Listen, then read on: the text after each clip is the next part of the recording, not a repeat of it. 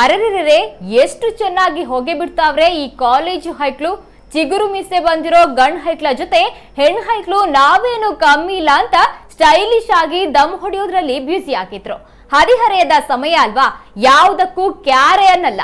ಆದ್ರೆ ನಮ್ಮ ಕರಾವಳಿಯಲ್ಲಿ ಇಂತಹ ದೃಶ್ಯಗಳು ಅಪರೂಪ ಅನ್ನೋ ಮಾತಿದ್ರು ನಮ್ಮ ಮಂಗಳೂರಿನ ಬಾವುಟಕುಟೆಯ ಪ್ರತಿಷ್ಠಿತ ಖಾಸಗಿ ಕಾಲೇಜು ವಿದ್ಯಾರ್ಥಿನಿಯರು ಸಾರ್ವಜನಿಕ ಸ್ಥಳದಲ್ಲೇ ಜಾಲಿಯಾಗಿ ಸಿಗರೆಟ್ ಸೇದೋದ್ರಲ್ಲಿ ಮಗ್ನರಾಗಿದ್ರು. ಪ್ರಜ್ಞಾವಂತ ನಾಗರಿಕರು ಓಡಾಡುವ ಸಾರ್ವಜನಿಕ ಸ್ಥಳದಲ್ಲಿ ಧೂಮಪಾನ ಮದ್ಯಪಾನ ನಿಷೇಧವೆಂಬ ಕಾನೂನಿದೆ. ಜೊತೆಗೆ ಕೋಪ್ಟಾ ಕಾಯ್ದೆಯಡಿ ಶಾಲಾ ಕಾಲೇಜು ಕ್ಯಾಂಪಸ್ನಿಂದ 200 ಮೀಟರ್ ದೂರದವರೆಗೂ ತಂಬಾಕು ಸಿಗರೆಟ್ ಮದ್ಯ ನಿಷೇಧವಿದೆ. ಇಷ್ಟೆಲ್ಲ ಕಾನೂನು ಕಟ್ಟಳೆಗಳ ನಡುವೆ ದೇಶದ ಮುಂದಿನ ಭವಿಷ್ಯ ಬೆಳಗಬೇಕಾದ ಕಾಲೇಜು ವಿದ್ಯಾರ್ಥಿಗಳ ಕೈಯಲ್ಲಿ ಸಿಗರೆಟ್ ಹೇಗ್ ಬಂತು ಅನ್ನೋ ಪ್ರಶ್ನೆ ಇಲ್ಲಿ ಕಾಡುತ್ತೆ. ಸುತ್ತಮುತ್ತಲ ಪರಿಜ್ಞಾನವಿಲ್ಲದೆ ನಶೆಯಲ್ಲಿ ತೇಲಾಡುತ್ತಿರುವ ವಿದ್ಯಾರ್ಥಿಗಳ ವಿಡಿಯೋವನ್ನ ಯುವಕನೋರ್ವ ಸೆರೆ ಹಿಡಿದಿದ್ದು ಇದೀಗ ಸಾಮಾಜಿಕ ಜಾಲತಾಣದಲ್ಲಿ ವೈರಲ್ ಆಗಿದೆ.